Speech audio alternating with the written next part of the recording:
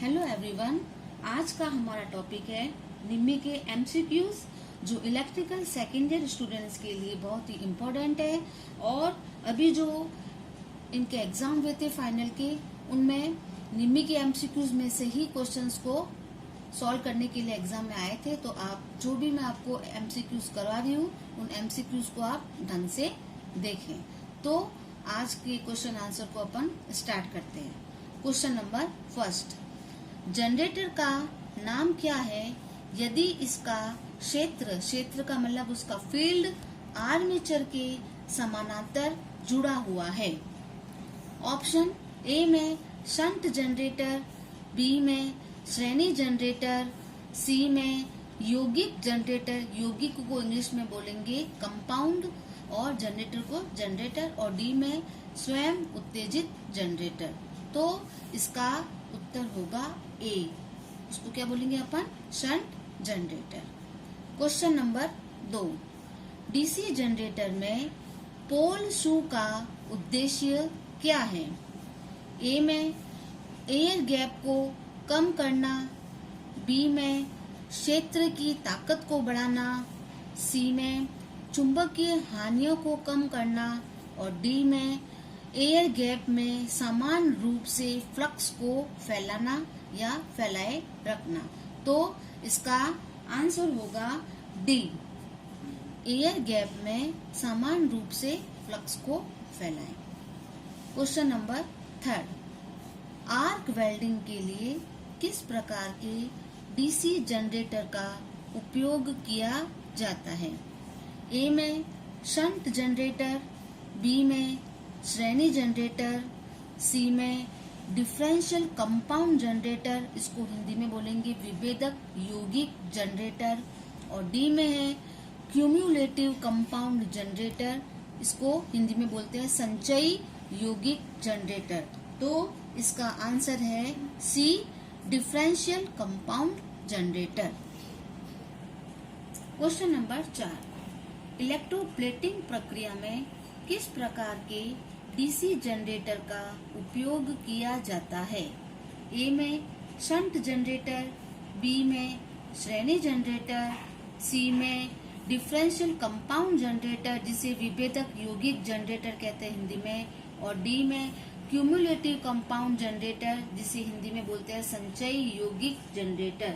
इसका आंसर होगा ए, shunt generator. Electroplating प्रक्रिया में किस प्रकार के जनरेटर का उपयोग किया जाता है, शंट जनरेटर का उपयोग किया जाता है। क्वेश्चन नंबर 5, डीसी जनरेटर में कंपनसेटिंग वाइंडिंग का क्या उद्देश्य है। ए में कठोर कम्यूटेशन को कम करना, बी में नियत आउटपुट वोल्टेज को बनाए रखना, सी में विचुंबकीकरण के प्रभाव को समाप्त करने के लिए, और डी में फील्ड कॉइल को हिंदी में बोलते हैं क्षेत्र कुंडली की उत्तेजना धारा को घटाता है। तो कंपनसेटिंग वाइंडिंग का उद्देश्य होता है विचुंबकीकरण के प्रभाव को समाप्त करने के लिए। तो इसका उत्तर क्या होगा, सी। क्वेश्चन नंबर 6, लंबी दूरी की वितरण लाइनों में किस प्रकार के डीसी जनरेटर का उपयोग किया जाता है। ए में शंट जनरेटर, बी में श्रेणी जनरेटर, सी में डिफरेंशियल कंपाउंड जनरेटर जिसे विभेदक यौगिक जनरेटर कहते हैं, और डी में क्यूम्युलेटिव कंपाउंड जनरेटर जिसे संचयी यौगिक जनरेटर कहते हैं। इसका सही आंसर होगा डी, क्यूम्युलेटिव कंपाउंड जनरेटर। अगला क्वेश्चन नंबर 7, 4 पोल डायनेमो के प्रेरित ईएमएफ की गणना करो। 1000 आरपीएम लैप वाउंड और कंडक्टर यानी चालकों की कुल संख्या 600 है, और फ्लक्स प्रति पोल 0.064 वेबर है। तो अपने को क्या निकालना है, प्रेरित ईएमएफ की गणना करना है। तो डीसी जनरेटर की जो ईएमएफ का जो फॉर्मूला होता है, ये होता है E बराबर phi Z and P upon 60 into A. ये होता है डीसी जनरेटर में ईएमएफ का फॉर्मूला।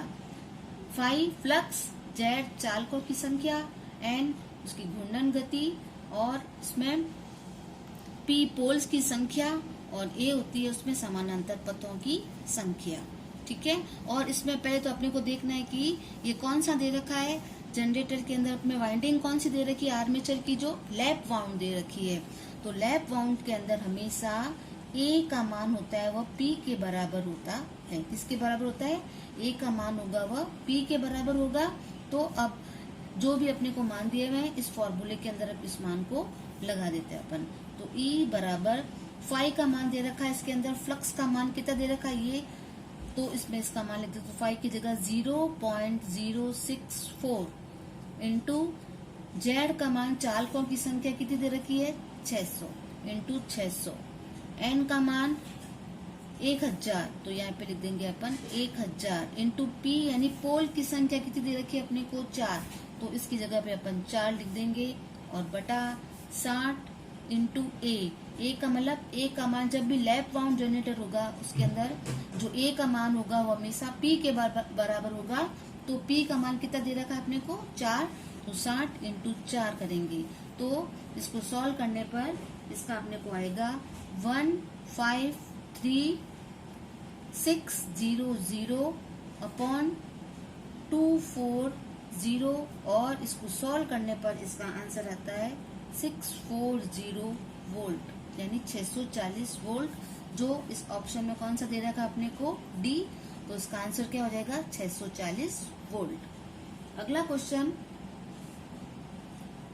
डीसी मोटर की गति की गणना करने के लिए प्रयुक्त सूत्र है। ए में एन बराबर ईबी बटा फाई, बी में एन बराबर फाई बटा ईबी और सी में एन बराबर ईबी इंटू फाई बटा 120 और डी में एन बराबर ईबी इंटू फाई बटा 60। तो इसका आंसर होगा ए, एन बराबर ईबी बटा phi. Question number 9, DC motor में आर्मेचर की घूमने की दिशा कौन सा नियम निर्धारित करता है। ए में दाहिने हाथ का पकड़ नियम, बी में फैराडे का विद्युत अपघटन का नियम, सी में फ्लेमिंग के बाएं हाथ का नियम और डी में फ्लेमिंग के दाहिने हाथ का नियम। तो इसका आंसर होगा सी, फ्लेमिंग के बाएं हाथ का नियम। क्वेश्चन नंबर 10, डीसी मोटर में करंट की दिशा किस नियम से निर्धारित की जाती है। ए में दाहिने हाथ का पकड़ नियम, बी में फ्लेमिंग के बाएं हाथ का नियम, सी में फ्लेमिंग के दाहिने हाथ का नियम और डी में उपरोक्त सभी। तो इसका आंसर होगा बी, फ्लेमिंग के बाएं हाथ का नियम। Question number 11, DC shunt motor में आर्मेचर के द्वारा ली गई धारा की गणना करने का सूत्र क्या है। ए में आई ए बराबर V अपॉन R इंटू ए, बी में आई ए बराबर EB बटा RA, सी में आई ए बराबर V माइनस EB बटा RA और डी में आई ए बराबर V प्लस EB बटा RA। तो इसका सही आंसर होगा सी, आई ए बराबर V माइनस EB बटा RA। क्वेश्चन नंबर 12 या 12, डीसी मोटर का नाम क्या है। ये जो डायग्राम में बताया है ये कौन सी डीसी मोटर को दर्शाया गया है। ए में है डीसी शंट मोटर, बी में डीसी सीरीज मोटर, सी में डीसी डिफरेंशियल कंपाउंड मोटर और डी में डीसी क्यूम्युलेटिव कंपाउंड मोटर। तो इसका आंसर है ए, डीसी शंट मोटर।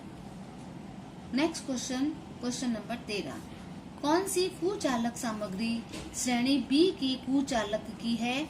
ए में कॉटन, बी में जिसको कपास कहेंगे, बी में बांस, सी में फाइबर ग्लास और डी में लेदराइट पेपर जिसे चमड़े का कागज भी कहते हैं। तो इसका आंसर होगा fibreglass, option number C. Question number 14, DC motor के लिए स्टार्टर की क्यों आवश्यकता होती है। ए में फील्ड धारा को सीमित करना, बी में फील्ड वोल्टेज को सीमित करना, सी में मोटर की गति को नियंत्रित करना और डी में आर्मेचर करंट को सीमित करना। तो जो स्टार्टर होता है इसका काम होता है आर्मेचर करंट को सीमित करना, तो इसका उत्तर क्या हो जाएगा, डी, आर्मेचर करंट को सीमित करना।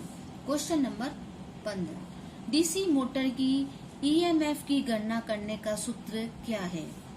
ए में ईबी बराबर ZNP अपॉन 5 इंटू 60 इंटू ए, और बी में ईबी बराबर N इंटू पी बटा Z इंटू 5 इंटू 60 इंटू ए, सी में ईबी बराबर 5 ZNP बटा 60 इंटू ए, और डी में ईबी बराबर 60 इंटू ए इंटू 5 अपॉन ZNP। तो इसका आंसर होगा, वो होगा सी, ईबी बराबर 5 ZNP बटा 60 इंटू ए। तो आज के जो एमसीक्यूज थे वो 15 क्वेश्चन मैंने आपको सॉल्व करा दिया है।